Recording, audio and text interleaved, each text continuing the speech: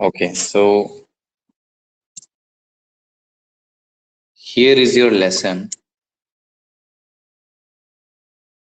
The portrait of a lady.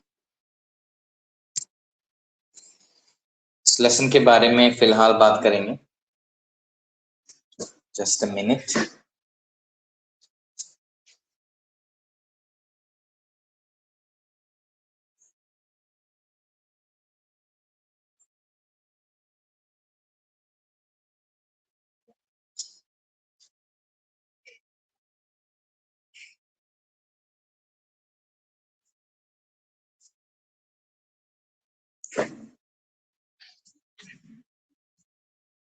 Okay.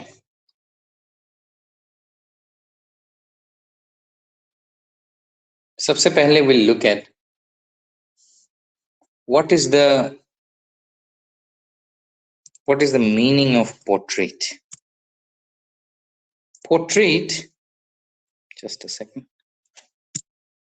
Portrait meaning होता है specially painting. Photograph तो बिल्कुल नहीं है, या फिर ड्राइंग. अब वो ड्राइंग किसी इंसान का हो सकता है obviously, but this is not a photograph. But photograph को पोर्ट्रेट किया गया, पेंट किया गया है, मतलब उसे खींचा नहीं गया है किसी मशीन के जरिए, बनाया गया है हाथ से. So the portrait of the lady. तो किसका पेंटिंग है लेडी? ऑथर का नाम है खुशवंत सिंह, जो कि एक इंडियन ऑथर हैं. लेडी यहाँ पे जो है वो उनकी ग्रैंडमदर हैं, वही लेडी है. तो उनके ग्रैनी का, ग्रैंडमदर का फोटोग्राफ. अब यहाँ पे कुछ फ्रेजेस दिए गए हैं, जैसे यहाँ पे देख सकते हो, the thought was almost revolting. उसके बाद an expanse of a pure white serenity, फिर frivolous rebukes, turning point, the sagging skins of dilapidated, ये ऐसा कुछ लिखा हुआ है यहाँ पे. dilapidated, yes, here, and accepted her seclusion with resignation. तो इन सारे फ्रेजेस का क्या मीनिंग है वो हम जानेंगे, लेकिन हम कब जानेंगे? जब हम इस लेसन को एक्सप्लोर करेंगे. It is at that point of time हम इसको देखेंगे. फिलहाल हम स्टोरी की तरफ बढ़ेंगे. My grandmother, like everybody's grandmother, was an old woman. Author कह रहे हैं उनकी जो ग्रैंडमदर थी, जैसे सबकी ग्रैंडमदर होती हैं, वैसे ही उनकी वाली मर चुकी हैं. वो भी बहुत ज्यादा बूढ़ी थी. ओल्ड वुमेन, बहुत ज्यादा. ओब्वियसली ग्रैंडमदर्स जो होते हैं वो बूढ़े होते हैं. क्या तुम्हारी ग्रैंडमदर जिंदा है?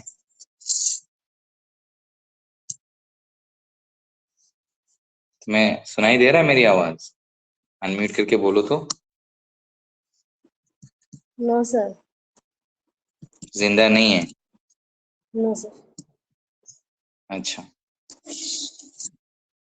सो उनकी भी ग्रैंडमदर जिंदा नहीं है. हम सब अपने ग्रैंडमदर से बहुत ज्यादा प्यार करते हैं, लगाव रहता है, प्यार भी मिलता है.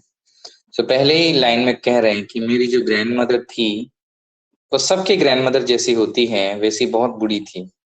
She had been old and wrinkled for 20 years that I had known her.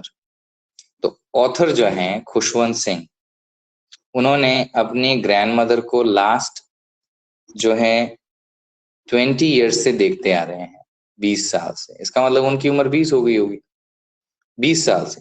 और जब से उनका जन्म हुआ है और जब से वो उनको देख रहे हैं, तब से वो बूढ़ी ही देख रहे हैं उनको. ऐसा हमारे साथ होता है, हमेशा अक्सर होता है ऐसा. तो शी हैड बीन ओल्ड, वो बहुत ज्यादा बूढ़ी थी, और उनके चेहरे पे रिंकल था. रिंकल मतलब होता है इस तरह के जो पैचेस आ जाते हैं, बूढ़े लोगों का स्किन जो है वो जब थोड़ा मुरझा जाता है तो इस तरह के पैचेस आ जाते हैं ओल्ड लोगों के चेहरे पर। तो कह रहे हैं 20 इयर्स हो गए मेरे ग्रैंड मदर को मुझे जानते हुए, जब से मैं पैदा हुआ हूं तब से वो बूढ़ी हैं।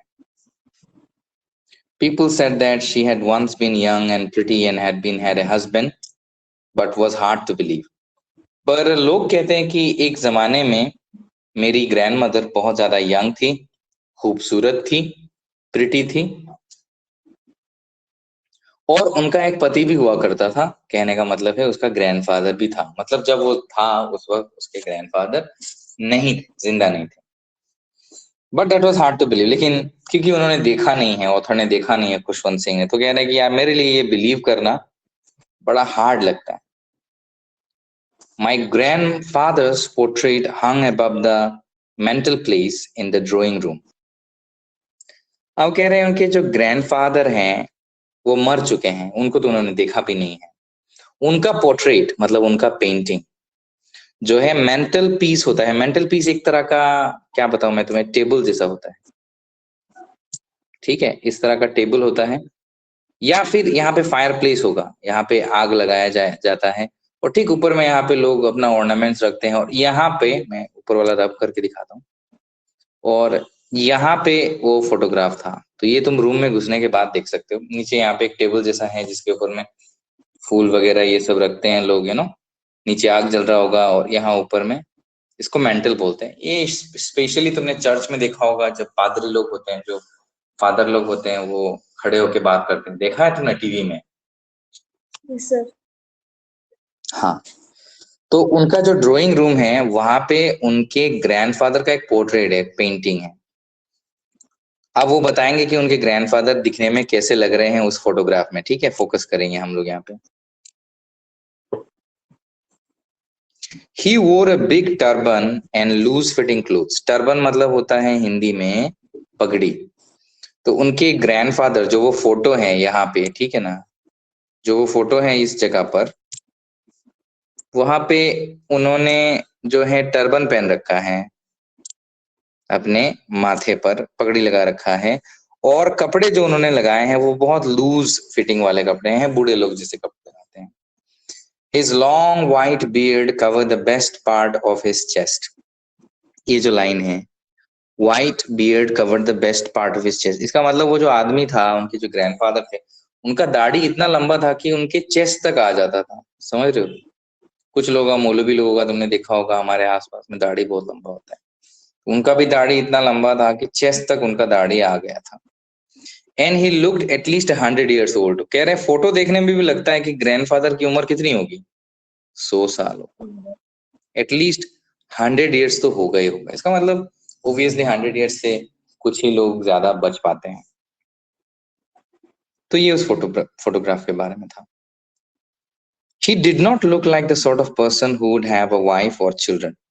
अब ऑथर थोड़ा फनी बात यहाँ पे बता रहे हैं, कह रहे हैं कि मेरे ग्रैंडफादर को देख के, यहाँ पे ये वाला लाइन जो है, कह रहे हैं कि मेरे ग्रैंडफादर को देख के लगता ही नहीं है इस बंदे को जो है, ये बंदा शादी करेगा, इसकी कोई पत्नी होगी या फिर इसके कोई बाल बच्चे होंगे, ऐसा लगता ही नहीं देख के। मतलब कुछ लोग होते हैं ना जो मतलब अपने आप में व्यस्त रहते हैं। He looked as if he could have lots and lots of grandchildren. मतलब पुराने जमाने में लोगों का बहुत ज्यादा बच्चे हुआ करते थे, तो वो कह रहे हैं कि इनका फोटो देख के लगता है इनका ग्रैंड चिल्ड्रन सिर्फ मैं नहीं है, ऐसे लॉट्स एंड लॉट्स, बहुत सारे ग्रैंड चिल्ड्रन इनके रहे होंगे पहले से, ऐसा इनको लगता है। As for my grandmother being young and pretty, the thought was almost revolting. Now you see, यहाँ पे ये बात भी आप कह रहे हैं कि क्योंकि मेरे ग्रैंडफादर जो हैं उनको देखने में 100 years के लगते हैं, और अब मुझे कोई बताता है, लोग कहते हैं कि ग्रैंड मदर जो है वो भी यंग थी एक जमाने में, वो भी बहुत खूबसूरत थी एक जमाने में। अब ये जो लाइन है इसका क्या मतलब है? The thought was almost revolting means something that you can not believe. इस पूरे फ्रेज का यही मीनिंग है। तो यहाँ पे ऑथर कह रहे हैं कि मेरे अगर ग्रैंडफादर 100 years के हैं और मेरी ग्रैनी, लोग कहते हैं एक जमाने में बहुत खूबसूरत यंग रही होंगी, ये भी मुझे बिल्कुल बिलीव नहीं होता। समथिंग दैट, मतलब इसका ये मतलब है थॉट वाज ऑलमोस्ट रिपोर्टिंग, बिल्कुल ही यकीन नहीं आ रहा है मुझे इस बात पर। आगे देखेंगे। She often told us of the games she used to play as a child. उनकी जो ग्रैंड मदर हैं, वो उनको हमेशा बताती थी बचपन में वो किस तरह के गेम्स खेलती थी जब वो एक बच्ची थी। That seemed quite absurd and undignified on her part, and we treated it like the fables of the prophets she used to tell us. अब यहाँ पे बहुत इंपॉर्टेंट चीजें हैं, तुम्हें फोकस करना होगा, नहीं तो तुम समझोगे नहीं। कह रहे हैं कि यहाँ पे ये कह रहे हैं कि जो बचपन में वो बहुत सारे गेम्स खेला करती थी जब वो बच्ची थी, और that seemed quite absurd. Absurd शब्द का मतलब होता है स्ट्रेंज, मतलब ऐसे गेम्स वो खेलती थी जो अगर मतलब बूढ़े लोग तुम्हें बताएंगे तो तुम्हें सुन के बड़ा अजीब लगेगा, यार ऐसा भी कोई करता है क्या। And undignified on her part, मतलब ऐसा लगता है कि मतलब ये भी ऐसा करते थे, बिलीव नहीं होता है। तो बच्चे सुनने के बाद वो और उनके बाकी जितने ग्रैंड चिल्ड्रन थे, मतलब खुशवंत सिंह, कह रहे we treated like the fables. Fables मतलब क्या होता है? फेरी टेल्स, परियों की कहानियां, समझ रहे हो? Fairy tales. तो हम लोग इसको फेरी टेल मतलब परियों की कहानियों का जैसे मानते थे। Of the prophets she used to tell us. तो प्रॉफिट्स का यहाँ पे मतलब है जो देवी देवताएं या फिर जो दूत लोग आते थे पुराने जमाने में, मसीहा लोग, पीर लोग होते थे, ठीक है। तो उनकी कहानियां लोग बताते फिरते हैं, तुम्हें भी बहुत से किस्से कहानी सुनाए होंगे, यू नो, पीर लोगों के सर। कहानियां सुनाई होंगी। तो वही वाले जो हैं वो जब जब भी उनकी ग्रैनी बताते थे गेम्स खेलते थे बचपन में और क्या क्या खेलते थे, तो उनको बड़ा पहले तो बड़ा अजीब लगता था, यार क्या है यार ग्रैनी ये सारे गेम्स खेलते थे। फिर उनको लगता था यार ऐसा थोड़ी ना होता है, ये सारे परियों की कहानी जैसे वो लोग ले लेते थे। ठीक है, क्या समझ में आया? Yes sir. ठीक है, आगे पढ़ेंगे। She had always been short and fat and slightly bent. अब ऑथर क्या कह रहे हैं, ग्रैनी दिखने में कैसी थी, इस बात को यहाँ पे वो बता रही है। कह रहे हैं she has always been short, वो बहुत ज्यादा, पहले तो वो बहुत ज्यादा शॉर्ट थी, मतलब ज्यादा लंबी नहीं थी। दूसरी बात, जब से उन्होंने उनको देखा था वो बहुत ज्यादा मोटी थी, और साथ ही साथ में उनका जो बॉडी है थोड़ा बैंड था, सामने की तरफ थोड़ा झुका हुआ था। बूढ़े लोग जो है सीधे खड़े नहीं हो पाते, तुमने देखा होगा। तो ये उनकी फिजिकल कैरेक्टरिस्टिक्स हैं। हर face was crisscross of wrinkles, मतलब अगर ये उनका चेहरा है, जैसे यहाँ पे देखो मैं बना रहा हूँ, हो नहीं रहा है सही से, तो उनके चेहरे पे जो है ऐसे क्रॉस मार्क्स थे, पूरे रिंकल्स से, ऐसे नहीं जैसे मैंने यहाँ दिखाया। जस्ट सेकंड में इसको अंडू करके दिखाता हूँ। ऐसे क्रॉस मार्क्स थे रिंकल्स के पूरे चेहरे पर, जैसे बूढ़े लोगों का होता है, तुमने देखा होगा। Running from everywhere to everywhere, मतलब पूरे चेहरे में उनका क्या था, खाली के खाली रिंकल्स थे। रिंकल्स तो समझते हो ना, जो चेहरे में आता है जब चेहरा ओल्ड हो जाता है, स्किन फोल्ड हो जाता है। फिर देखो, no we were certain that she always been as we had. अब दूसरा वाला पेज में लगाऊं, no we were certain that she had always been as we had, मतलब वो लोग बहुत ज्यादा सर्टेन थे। सर्टेन मत होने का मतलब होता है श्योर थे। क्या लेके वो श्योर थे? एज वी, दूसरा पेज लगाएंगे अभी।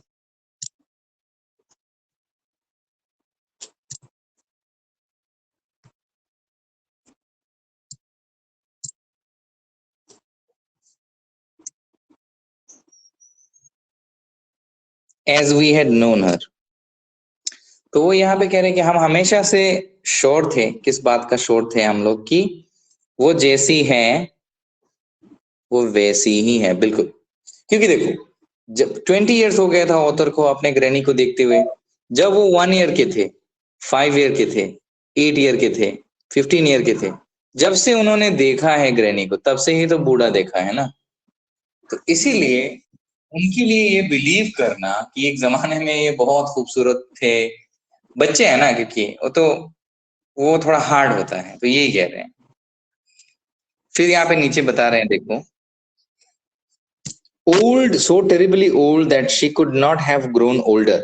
कह रहे इतनी बूढ़ी थी, इतनी बूढ़ी थी कि उनका बूढ़े होने का और जगह नहीं था। She could not be any more older, इतनी बूढ़ी थी उन्होंने जब से देखा है। And had stayed at the same age for 20 years। और ये जो 20 years ऑथर ने बिताया है ना, 20 years ऑथर का हो गया है, 1 to 20 years उनका उम्र, ये 1 साल से लेके 20 साल तक जैसे बूढ़ी थी, ओल्ड की ओल्ड ही देखा है उन्होंने उनको। तो इसीलिए कह रहे हैं कि उनके लिए बिलीव करना बड़ा ही मुश्किल है। She could never have been pretty. अब ऑथर यहाँ पे क्या कह रहे हैं कि अरे वो कभी भी खूबसूरत नहीं होंगी। यार ये कैसे है, मतलब मैं पहले से ही देख रहा हूँ बूढ़ी है, वो कभी खूबसूरत थी? नहीं, नहीं, बिल्कुल नहीं। But she was always beautiful. But वो हमेशा से खूबसूरत थी, ऐसा लोग कहते थे। She hobbled about the house in spotless white with one hand resting on her waist to balance her stoop and the other telling the beads of her rosary। ये वाले लाइनों को बहुत अच्छे से समझना होगा हमको अभी, क्योंकि यहाँ पे बहुत इंफॉर्मेशन है। अब यहाँ पे हम बता रहे हैं कि ग्रैनी घर में क्या करती थी, ठीक है। तो देखो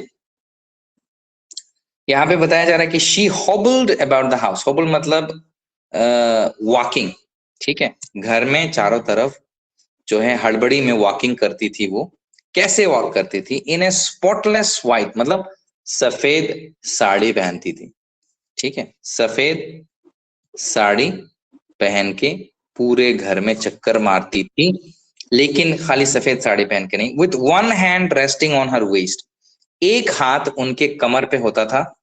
टू बैलेंस द स्टूप, जो लकड़ी होता था, जो डंडा होता था, उससे वो अपने आप को एक हाथ से बैलेंस, कमर को ऐसे एक हाथ पकड़ के बैलेंस करते थे। एंड दूसरे हाथ में, एक हाथ से मतलब कमर को ऐसे पकड़ते थे, डंडा नहीं था, एक हाथ से कमर को पकड़ते थे, ठीक है। और दूसरे हाथ में उनका होता क्या था? बीज। अब बीज क्या होता है? बीज हम जिन जिन चीजों को तस्बीह बोलते हैं, तस्बीह बोलते हैं, समझते हो ना तस्बीह? Yes, हाँ, sir. बीज ऑफ हर, इसका मतलब तस्बीह होता है। तो वो मंत्र पढ़ती थी उसमें, ऐसे ऐसे ऐसे ऐसे ऐसे ऐसे करके, कुछ ना कुछ, जैसे हमारे बूढ़े लोग नहीं पढ़ते हैं वैसे। Her silver locks were scattered untidily over her pale, puckered face, and her lips constantly moved in inaudible prayer।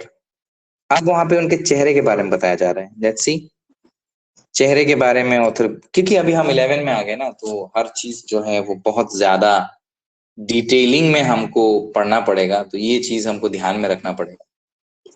Anyways, तो यहाँ पे देखो, हर सिल्वर लॉक्स, लॉक्स क्या चीज को बोलते हैं? लॉक्स बोलते हैं जुल्फों को। जुल्फे मतलब इनको क्या बोलते हैं इंग्लिश में, कैसे समझाओ?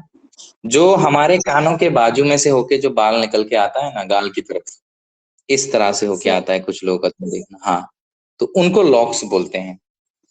तो यहाँ पे कह रहे हैं कि उनका जो लॉक्स था वो स्कैटर्ड होते थे हमेशा। देखा ना तुम, जो छोटी छोटी जो लड़कियां होती है, जो लोग जवान होते हैं, उनका बहुत सुंदर होता है, ऐसे सीधा सीधा एकदम नॉर्मली एकदम होता है। लेकिन जब बूढ़े हो जाते हैं, क्योंकि बाल कम जाता है ना, तो ऐसे ऐसे बिखरे हुए रहते हैं, इधर से इधर से। बूढ़े लोगों का बाल जैसे बिखरा हुआ रहता है, तो वो ही बता रहे, उनके बालों का जो लॉक्स था वो स्कैटर्ड रहता था, अनटाइडी रहता था, मतलब क्लीन नहीं रहता था। बूढ़े लोगों का क्लीन नहीं होता है।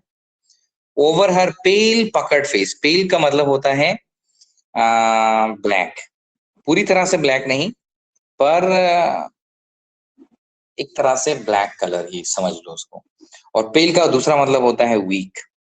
तो उनका जो चेहरा है वो बहुत ज्यादा वीक था। और पकड़ होता है रिंकल्स, ठीक है। Yes, sir. पकड़ शब्द का मतलब होता है रिंकल्स। तो उनका पूरा चेहरा जो है वो एकदम काला दिखता था, क्योंकि जब हम बूढ़े हो जाते हैं ना, तो चेहरे में रौनक नहीं रहती। जैसे अभी हम जवान हैं तो मतलब हमारा चेहरा बहुत ज्यादा चमकता है, लेकिन जब हम बूढ़े हो जाते हैं चेहरा चमकता नहीं है, चेहरे का जो ब्यूटी है वो चला जाता है। तो उनके भी चेहरे का ब्यूटी जो है वो चला गया था। And lips constant moved in inaudible prayer, और उनके जो लिप्स होते थे, ठीक है ना, उनके जो लिप्स होते थे वो कॉन्स्टेंटली कुछ ना कुछ पढ़ रहे होते थे। अटर का मतलब यहाँ पे होता है कुछ ना कुछ पढ़ रहे होते हैं। लिप्स कॉन्स्टेंटली मूव मूव, अटर नहीं, मूव करते थे। इनऑडिबल प्रेयर, इनऑडिबल मतलब जिसका ऑडियो सुनाई नहीं देता है, जिसका ऑडियो सुनाई नहीं देता, जिसका साउंड नहीं आता है, नो साउंड, लेकिन कुछ ना कुछ पढ़े। जैसे हम लोग नमाज में जब पढ़ते हैं हमारा तो ऑडियो नहीं आता है ना, हम लोग ऐसे ऐसे ऐसे ऐसे, ऐसे लिप हमारा मूव करता है। तो वैसे ही वो हमेशा एक हाथ में तस्बीह होता था, एक हाथ में कमर को रखते थे बैलेंस करने के लिए, और बस वही पढ़ते थे। और उनका चेहरा बहुत ज्यादा काला था और पूरे चेहरे में उनका रिंकल था। ये सब याद रखना, ठीक है। Yes, sir. Yes, she was beautiful, she was like the winter landscape in the mountains. लेकिन ऑथर अभी कह रहे हैं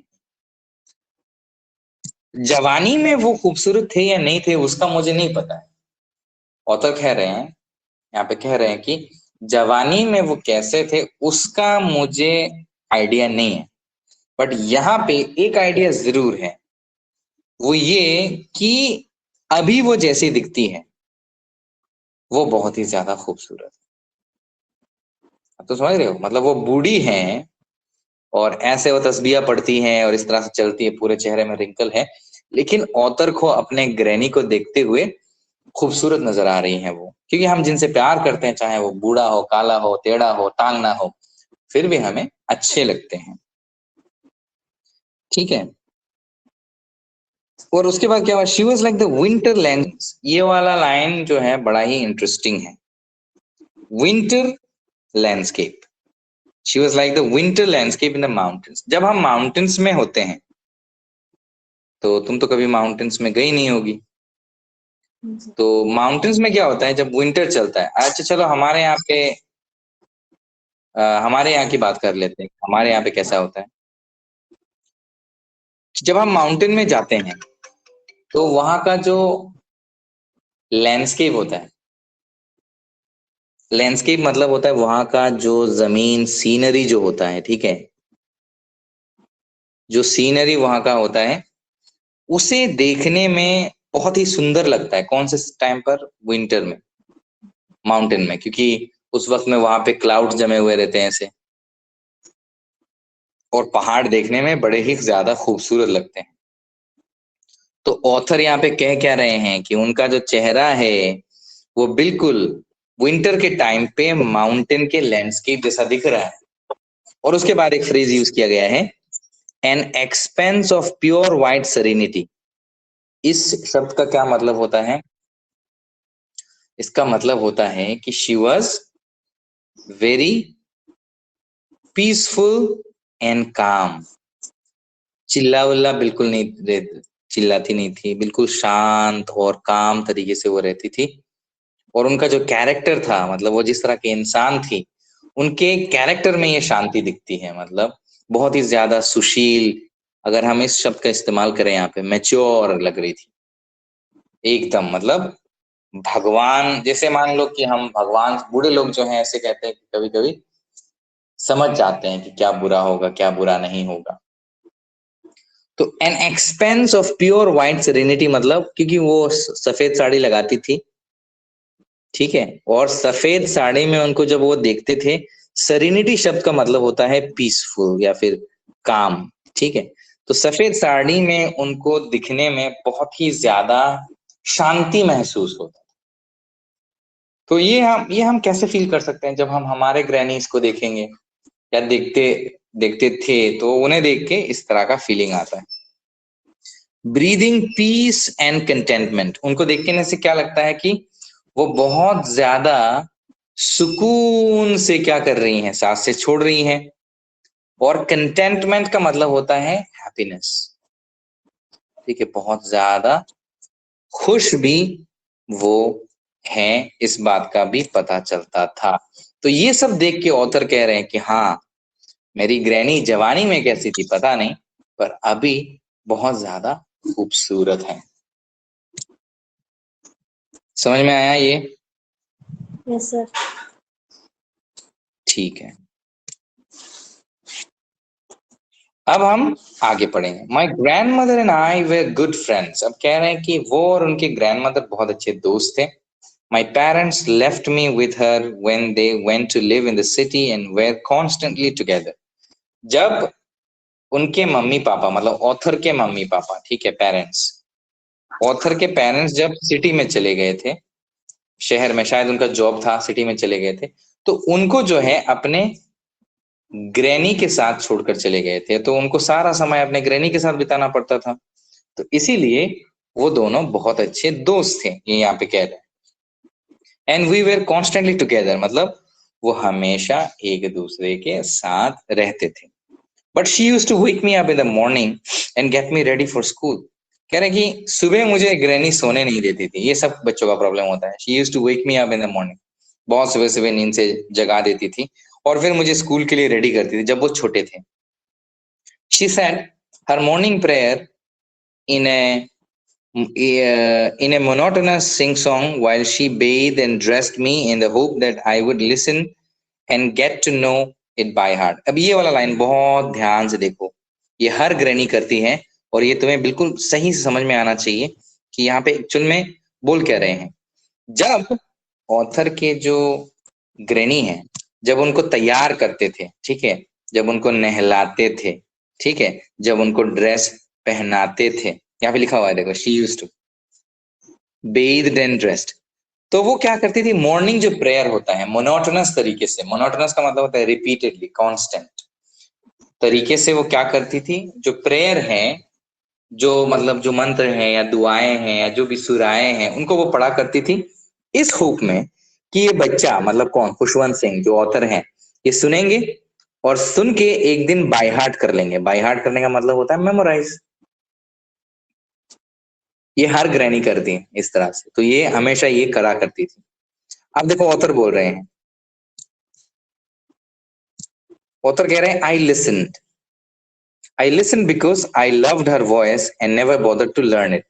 कह रहे मैंने सुना था, मैं सुनता था उनके उनके ये सब मंत्र को, लेकिन मैंने मंत्र को कभी, I never bothered to learn, मंत्र उन्होंने सीखे नहीं, लेकिन वो सुनते इसलिए थे क्योंकि उनको ग्रैनी का वॉइस, जो आवाज है, वो बहुत ज्यादा अच्छा लगता था, इसलिए वो सुनते थे। और हालांकि उनको मंत्र में कोई इंटरेस्ट नहीं था, जैसे हम लोगों को बचपन में मस्जिद जाने में इंटरेस्ट नहीं था, वही वाला बात है। सी then she would fetch my wooden slate which she had already washed and plastered with yellow chalk, a tiny earthen ink pot and a red pen, tie them all in a bundle and hand it to me। अब ये देखो, ये जब हम पहले जमाने में जब बच्चे स्कूल जाया करते थे तो उनको स्लेट दिया होता था। तुमने कभी स्लेट देखा है? Yes, sir. हाँ, तो वो वुडन का होता है, उसका चारों तरफ वुड होता है और बीच में वो काला कलर का होता है। फेच मतलब ब्रिंग, फेच शब्द का मतलब होता है ब्रिंग। तो उन्होंने क्या किया, वुडन स्लेट जो है वो लाके देती थी और वो पहले से उसको वॉश करके रखती थी, क्या करके, प्लास्टर मतलब येलो चौक से उसको क्लीन करती थी। उसके बाद उनका एक इंक पोट था, ठीक है, एक रेड पेन था और सबको एक बंडल में वो बांधती थी और उनके हाथ में दे देती थी क्योंकि वो स्कूल में जाते थे। आफ्टर अ ब्रेकफास्ट, खाना खाने के बाद, ऑफ अ थिक स्टेल चपाती, ठीक है, एक चपाती खिलाते थे, चपाती मतलब रोटी, ठीक है। तो ग्रैनी किस तरह का रोटी खिलाती थी, बहुत ही ज्यादा मोटा, इस तरह से थिक रोटी खिलाती थी, ठीक है, thick chapati with little butter, उसमें थोड़ा बटर डालती थी, शुगर स्प्रेड ऑन इट, चीनी डालती थी उसके ऊपर, उसको खा के we went to school, we मतलब ग्रैनी उनको स्कूल छोड़ने जाती थी। फिर देखो, she carried several steel chapatis with her for the village dogs. और कुछ जो खराब हो जाते थे चपाती, जो मतलब इंसान के खाने लायक नहीं है, वो जब उनको स्कूल में छोड़ने जाती थी तो अपने साथ वो खराब चपाती रोटी को ले लेती थी और रास्ते में जो कुत्ते मिलते थे उनको वो खिलाती थी। तो वो दिल से भी बहुत ज्यादा अच्छी थी। ये पैराग्राफ समझ में आया? Yes, sir.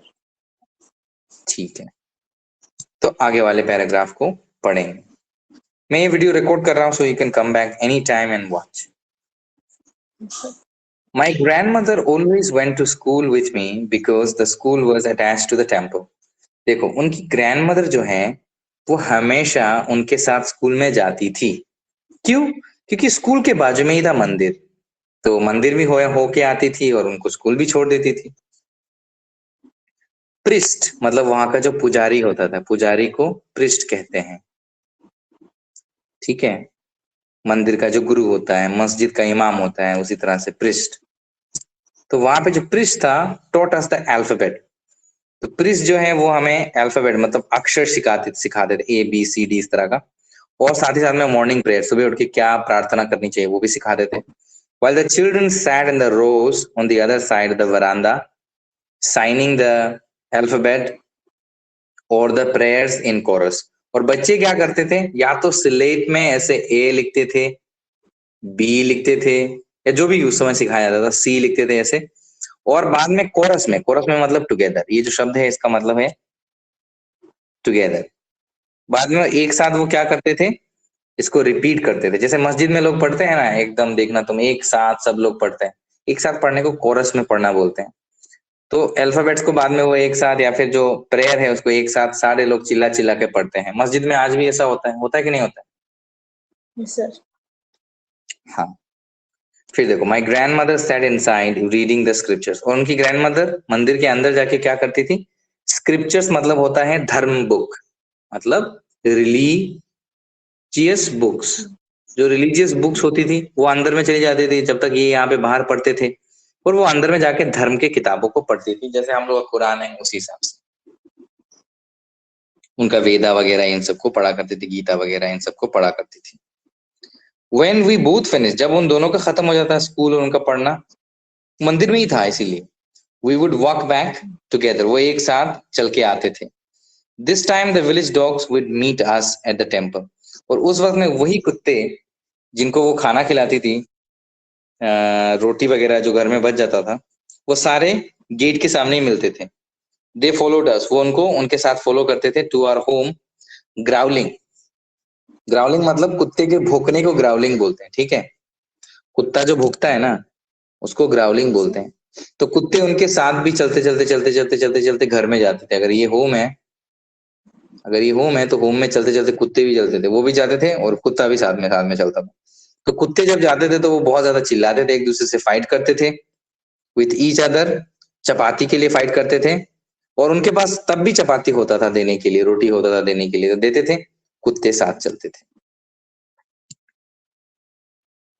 तो ये पैराग्राफ समझ में आया? Yes, sir. ठीक है,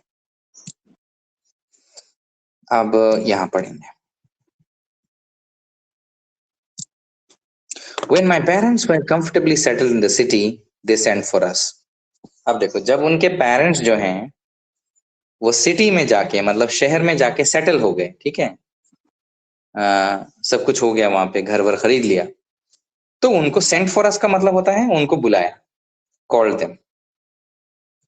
ठीक है, कॉल्ड देम, उनको बुलाया शहर में आने के लिए।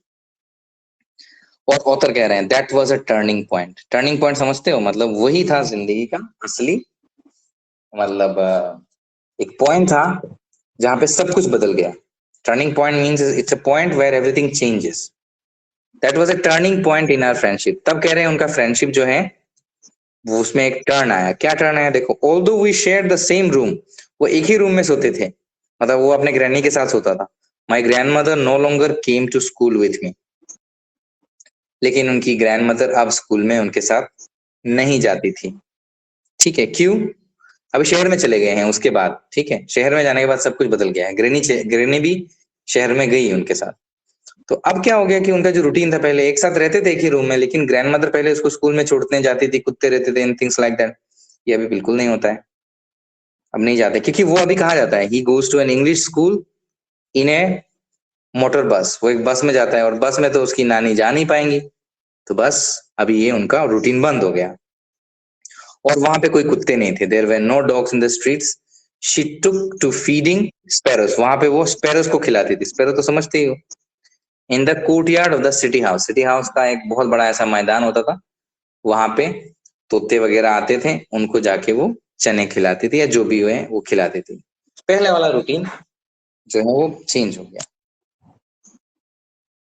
After the years rolled by we saw less of each other. फिर क्या हुआ कि और समय चला गया, एक दूसरे से बात नहीं हुई, ऑथर अपने काम में बिजी हो गए, व्यस्त हो गए, ग्रैनी के साथ ज्यादा टाइम बिताने का मौका नहीं मिला। For some time she continue to wake me up, कुछ समय तक वो उनको नींद से उठाती थी and get me ready for school, school के लिए रेडी करती थी। When I came back she would ask me what the teacher had taught, ये वाला लेसन हम बाद में पढ़ेंगे। और जब वो वापस आते थे तो उनसे पूछते थे कि तुम्हारे टीचर ने आज तुम्हें क्या सिखाया। अब उसके बाद जो हम अगले क्लास में हम लोग पढ़ेंगे तो उसमें हम देखेंगे कि ऑथर का और जो उनकी ग्रैनी है उनके बिहेवियर, उनके रिलेशनशिप में, ठीक है, Yes, sir. उनके रिलेशनशिप में क्या चेंज आता है, क्या चेंज आता है। प्लस हम देखेंगे कि उनकी मृत्यु जो है, डेथ कैसी होती है। ऑल दीज थिंग्स को हम एक्सप्लोर करेंगे नेक्स्ट वाले क्लास में। अभी 5 मिनट का मैं ब्रेक दूंगा, तुम ऑनलाइन ही रहोगी and then I upload some answers और उसी आंसर्स को तुम लिखोगे, ठीक है। Yes, sir. ये यहाँ तक तुम्हें समझ में आया? कोई क्वेश्चन है? No, sir. समझ में आया, sir. ठीक है।